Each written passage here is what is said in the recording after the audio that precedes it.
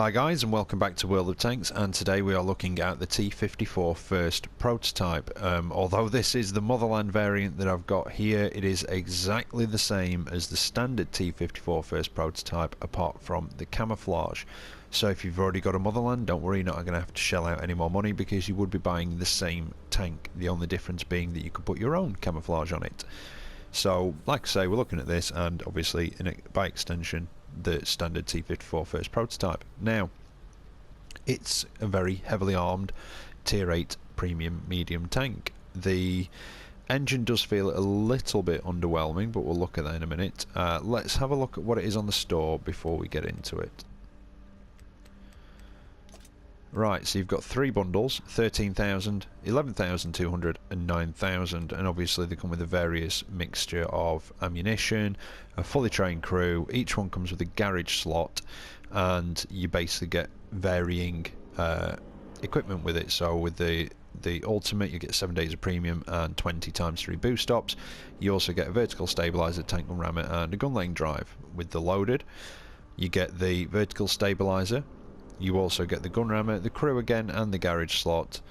Same mixture of shells, but you only get 3 days of premium and 10 times 3 boost stops. And then you've got the basic one, you get no equipment, you get the garage slot, you get the crew, you get the shells. And I think that's about it. Yes, it is.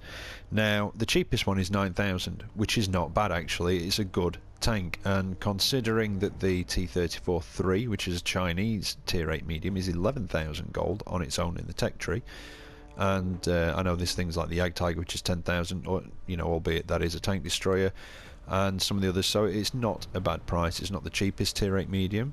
You've got the STA2, which is quite cheap, and also the Super Pershing, which is quite cheap, but it's not badly priced compared to some of the others that we've seen recently. Now, it is very well armoured. You're looking at 120mm on the front, 90 on the sides, but a little bit low, 45 on the back. Now, that's not too bad. It's probably about average for a sort of tier 8 medium. The turret is 180 on the front, 120 on the sides, and 75 on the back, which again isn't brilliant, but it's a lot better than some of the medium tanks that you get. And it's got a 100mm gun. Now, let's just have a look at the gun first. Like I say, it's 100mm, 7.5 rounds a minute, 183 pen and 250 damage, 235 on your premium ammunition with the same damage, and then your HE is 50 pen and 330 damage, 2.4 second aiming time and 0.36 accuracy, which is quite nice for a Russian tank. It's actually quite accurate for a Russian. A lot of them aren't quite as accurate as that. Now, the most comparable gun to it at tier 8, if we have a look, is the T-44, which kind of makes sense, because even though it's the T-54 prototype, it is kind of like an up-armoured version of the T-44 and looks a lot more similar to that than it does the actual T-54. So let's have a look at the T-44's gun. Now, the T-44's gun has slightly better aiming time, ever so slightly better accuracy. It's got an ever so slightly better rate of fire, as you can see there, at 7.59 as opposed to 7.5, but it does have less penetration on its standard ammunition at 175. Now, one of the issues that people say about the 183 on the Motherland is that it sees up to tier 10, but so does this. And you can make this work in tier 10. You're just going to have to fire a few premium rounds if you can't flank whatever you're trying to shoot at and you can't pen it.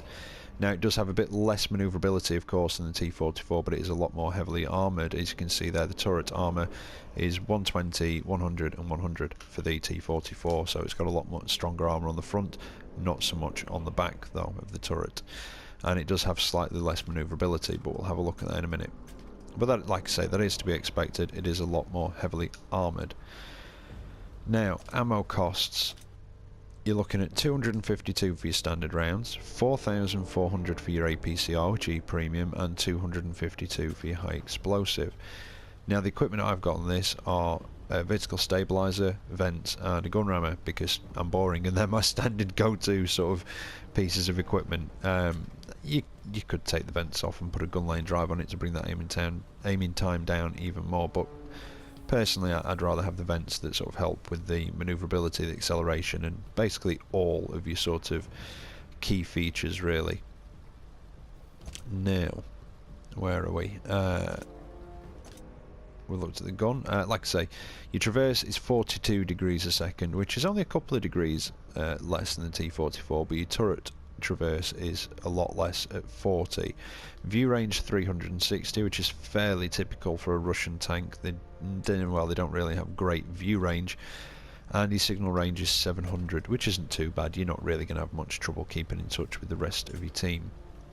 Now, skill-wise, well, this crew wasn't actually for this. I tend to just put skilled crews in my premiums when I want to run them.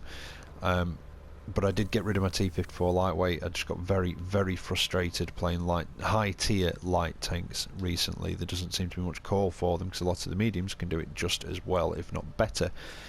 But on this crew, I've got Sixth Sense, Camouflage, I've got Off-Road Driving, just to try and improve its sort of speed a little bit over the different types of terrain, and I also went for Situational Awareness to try and improve that pretty poor view range, and Repairs, because you do get tracked in this a lot. And something else that you're going to have to get used to, those of you with Motherlands will probably know this already, those of you thinking of buying the T-54 first prototype, a lot of the time, and you know it's not everybody, but you do see it a lot, people see a Motherland or the first prototype and they just load the gold, buy some skill and just spam gold at you, because these are very tough to get through from the front. As you can see, the commander's hatch, which is usually a weak spot, is very, very small and very hard to hit. In fact, one of the easiest places to get through these, if you've got the pen, is just by the gun where that small hole is to the right there. Otherwise, if you can get close and you've got good gun depression, you can shoot down onto the upper plate, which lowers out the angle, and it's 120 mil, or you can actually shoot down onto the engine deck, which I've done in things like the Liberté, for example, which is quite a tall tank and has good gun depression. Let's have a look at the, not the packages, let's have a look at the actual details of it and the where the modules are. We've got a reload time of 8 seconds, and bear in mind that is before equipment and skills. A maximum speed of 44 kilometers an hour. Like I say, the engine does feel a little bit underpowered. It will get up to around 44, but it'll take a little bit of time doing it, and hills are not friendly towards this. Concealment isn't too bad. 0.29 stationary and 0.22 on the move. It's quite a low profile machine, and like I say, the concealment is quite good, and if you get a really skilled crew on it, obviously you can make that even better. Now, your power to weight ratio is 14.8, which doesn't sound too bad, but like I say, it does feel slightly underpowered when you're driving this. It's not a fast medium, you know, it's more of a heavy medium, but you can brawl in it quite well, and it works very well at medium range, especially if you just angle slightly. You can bounce a lot of shots, which is why you tend to get a lot of people just loading gold whenever you see one of these things. Now, that can get quite frustrating, so a lot of the time that does just negate your armour. Obviously, large gun. Tracks, we've covered that, 42 degrees a second. Now, if you look at the rear of the tracks, there's not really many holes in it. There's gaps at the front, but not so much towards the back. And like I say, if you can angle this thing a bit, with that 90mm of armour, you can bounce quite a few shots, and it is very good at side scraping as well. There's your turret. Radio is just in the left-hand side of the turret, small box there.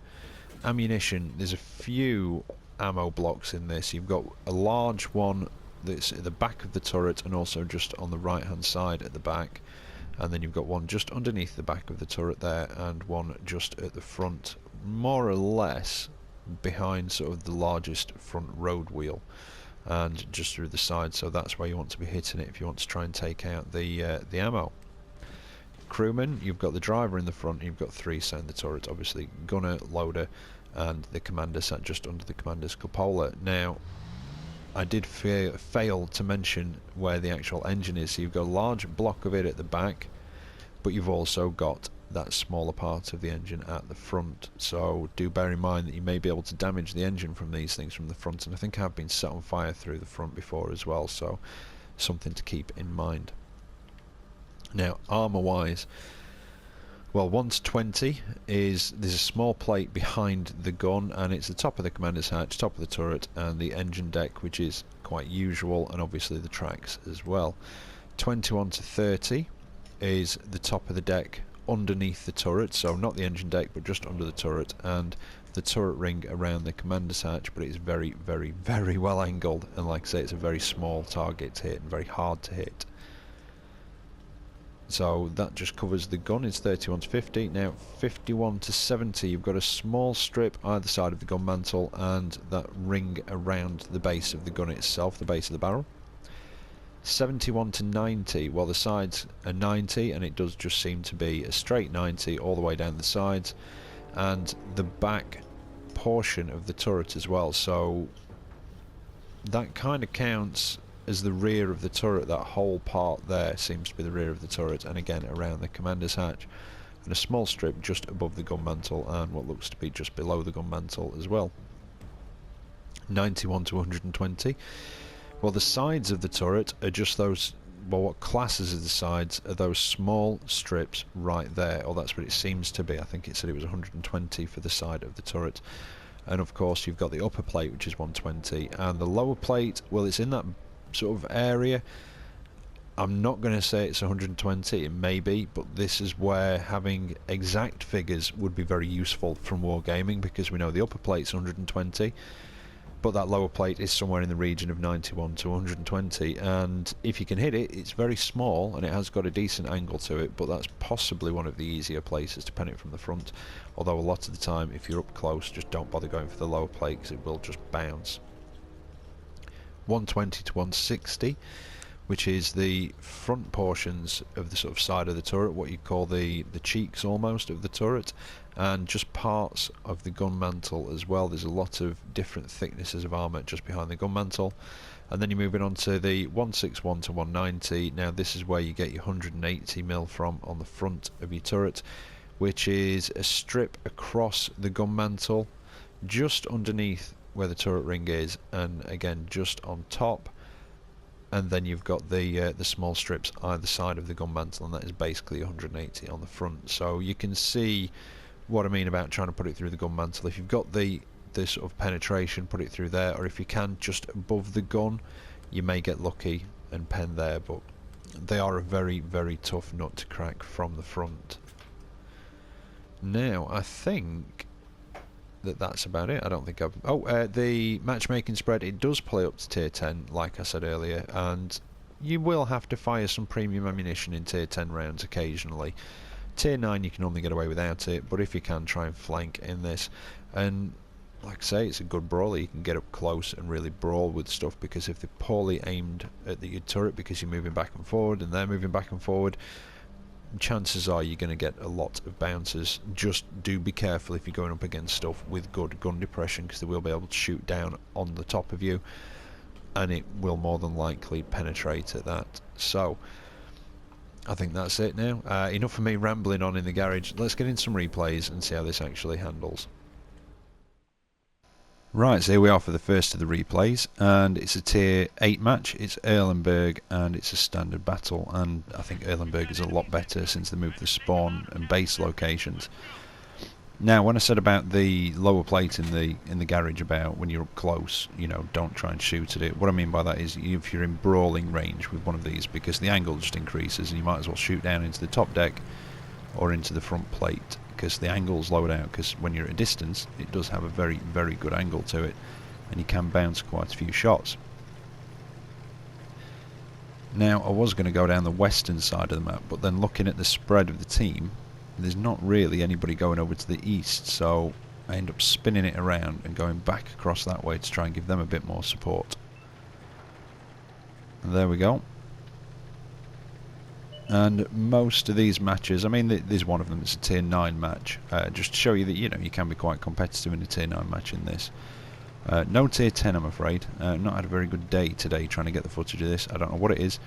It's been a mixture of things. Either premium spammers, which I did mention in the garage, does seem to be a plague of certain tanks, the Motherland being one of them.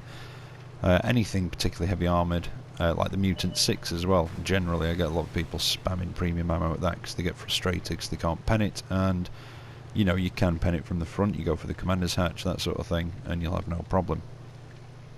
But be a mixture of that.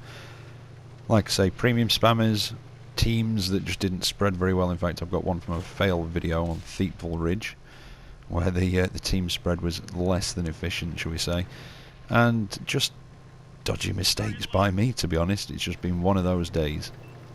But I've got a couple of decent gameplay footage for you, so it's not too bad. Now, it's a good job I came across here, because there seems to be quite a sizable enemy force that's come up this eastern side.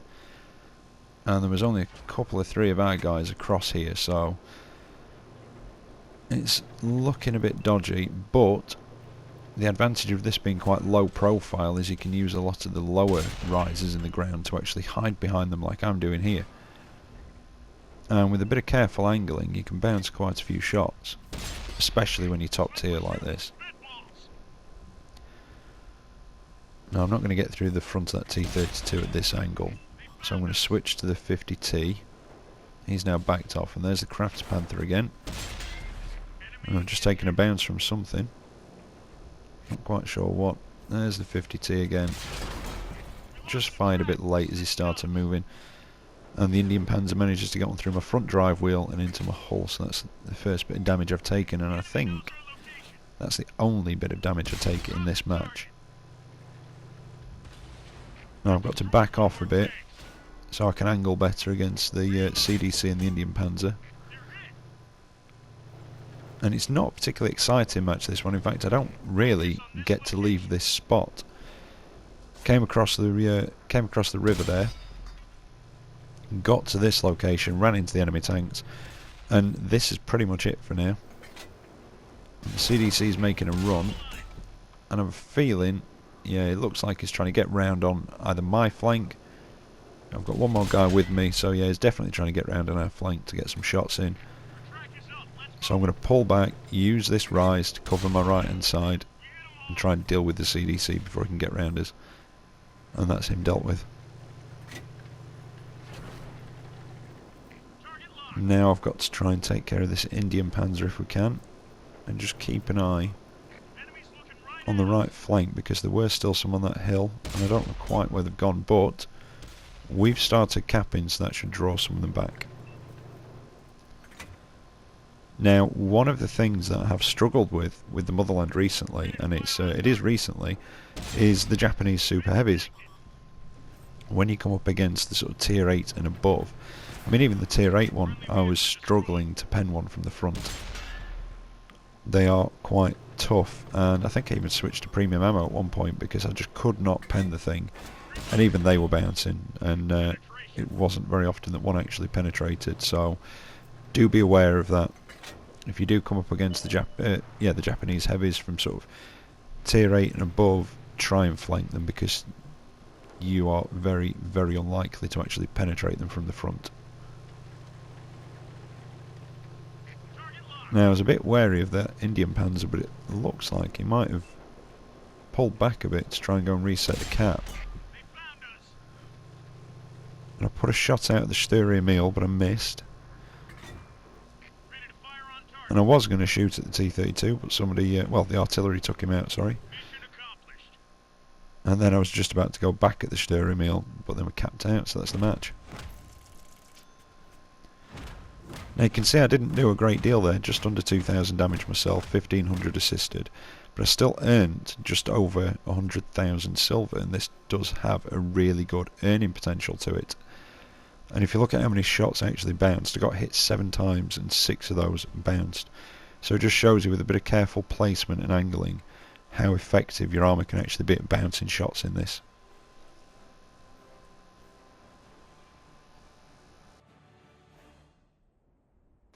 Right, so here we are for the second of the matches, and this is a tier 9 match. Not many tier 9s though, but unfortunately I think I'll run into at least one of them. And it's on Sand River, and it's an assault, and we're on defence. And then I have a little sort of derpy moment there and go towards the map border because I didn't quite figure out where I was. So I'm going to try and push along the northern side up to that northeast corner, which is sort of one of my usual routes in a medium. You've got a bit of room to work, but you've also got cover. It's better if you've got something with good gun depression, because you can really use that up here and just cover yourself behind one of the ridges and just keep popping up and down, using that gun depression to put the shots out at the enemy.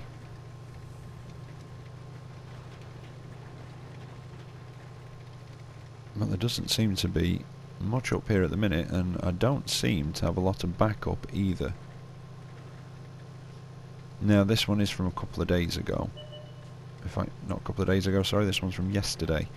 When I was doing the Boilermaker review, I did have a couple of games in this to see if we could get anything decent, and well, this wasn't a bad one. Not a brilliant one, but not a bad one.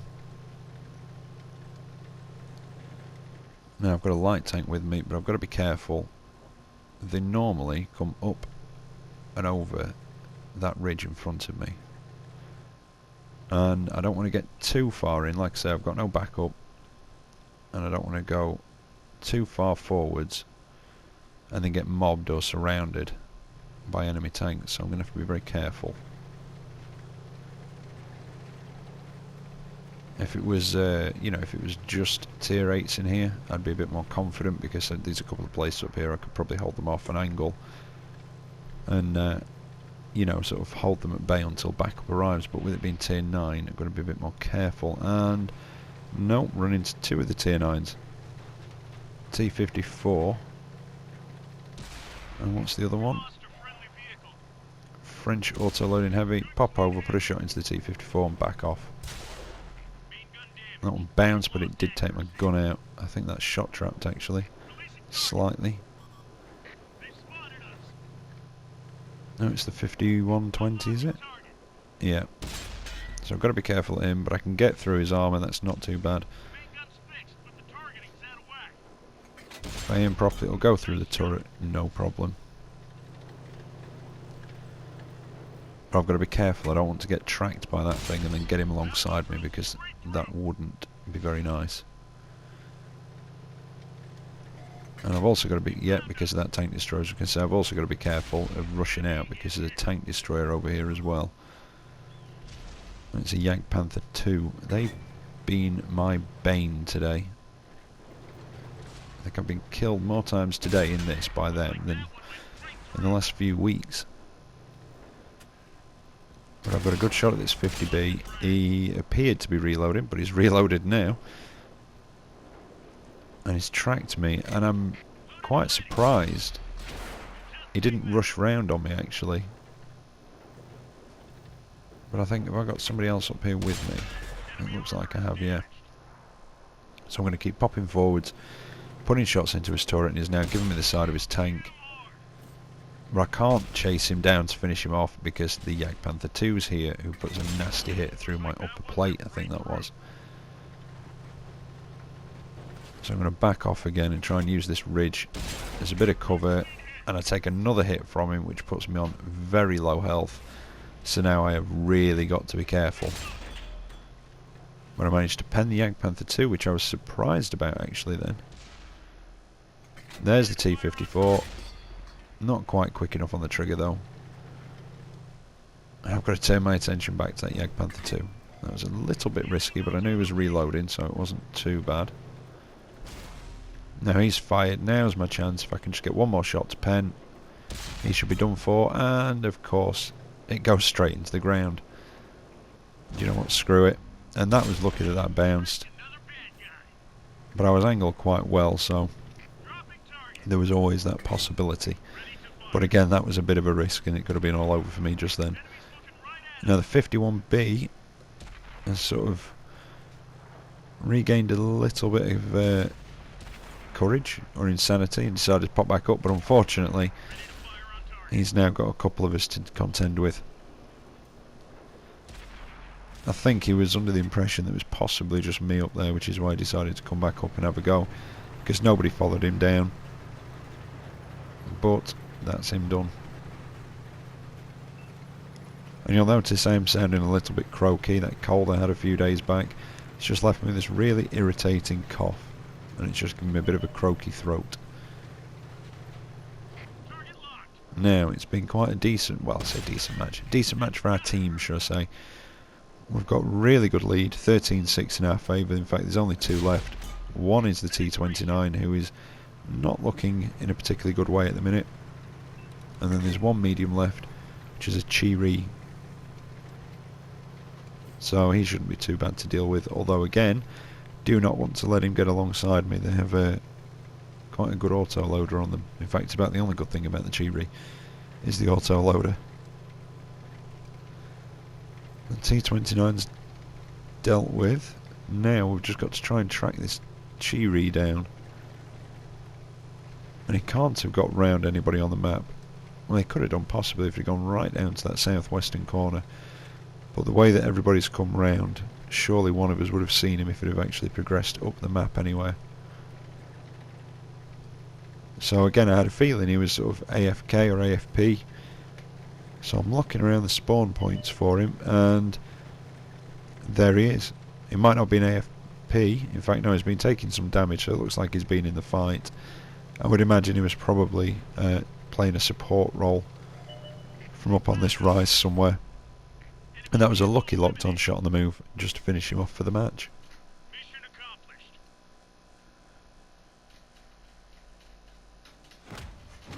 So that was a nice victory. It's always nice to get a decent win when you're not top tier. So 3,187 damage done, 1,600 blocked again, although quite a few did go through that time. And a first class mastery. Not many other medals though in that one, but a nice amount of earnings at 121,000 silver, and coming top of the table's always nice, again especially when you're not top tier. But out of the 8 hits I received, 5 were blocked, so that's not too bad going. And then we've got one more replay coming up for you now, and it's on the new map again, Heilbronn. Oh, bonuses. It's 50% silver and 15% XP. I guess I'm back to normal. Right, so here we are on Heilbronn. It's another tier 8 match, and it's a standard battle again. And again, it's nothing stunning. It's a nice match. It's a decent match. Get a decent amount of credits from it. And it was just, I don't know, a couple of funny moments in it, I suppose. But it was quite good fun. Now, I'm just wondering which way to actually go.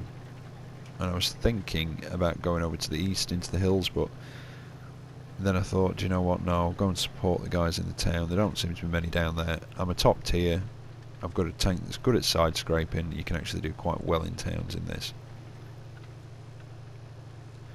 So I think I'm going to head down that way. And like I say, it's just been a bit of a funny day on this. Some of it's been down to my decisions and myself getting just sort of frustrated a little bit. Some of it's been down to teams, not, like I say, not spreading very well. Oh, and there's a top tier heavy there doing his duty by camping at the back of the map. Of course. But anyway, back to me. Yeah, just, I don't know, dodgy decisions, a couple of dodgy teams, a bit of bad luck, and like I say, a bit of premium spamming has sort of been the downfall in this. I have had some absolutely brilliant games in the T-54 Motherland, but today it's just not been so, I'm afraid.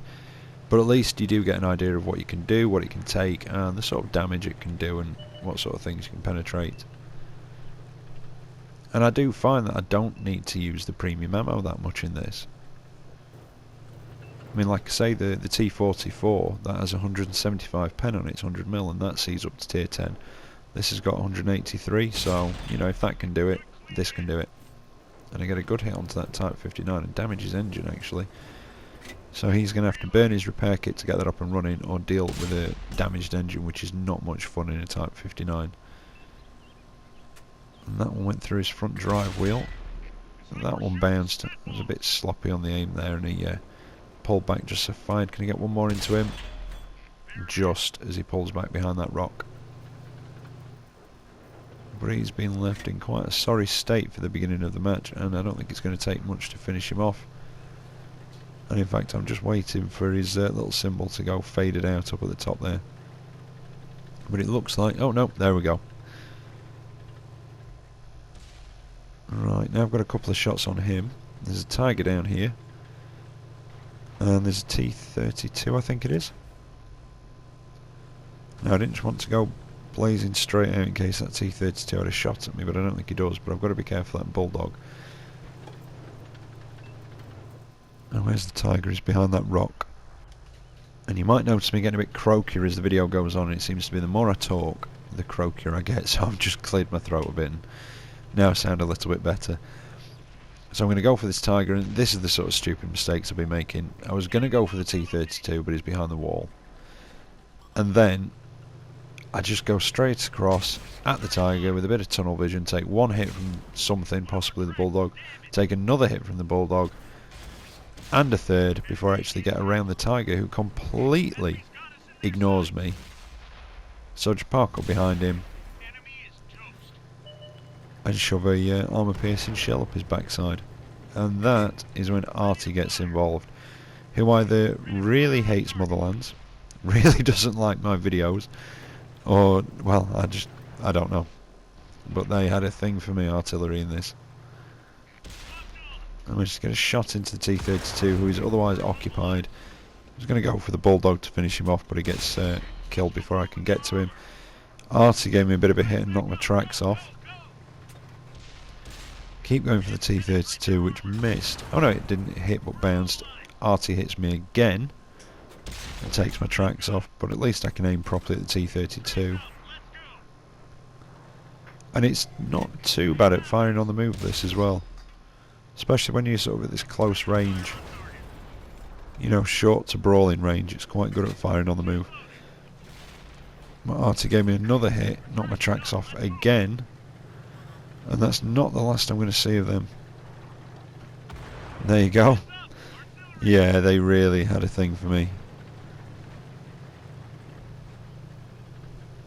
But now those guys in the town have been taken out, we'll be able to move up on the base, and there doesn't seem to be too much of a resistance on the base, but don't want to get too cocky and drop your guard. There's artillery. I think I'll return the favour. Oh, not quite enough to kill him. That was slightly high. I just wish it was that little bit higher, and that was very close. I was just checking what tank destroyers are in it, because I was pretty sure that's what that would have been. And it's a Jagdpanther. He could be a problem, so I'm going to have to be careful. He could one-shot me quite easily. There he is. Set up for a bit of a side scrape, but I can't see him over this hill.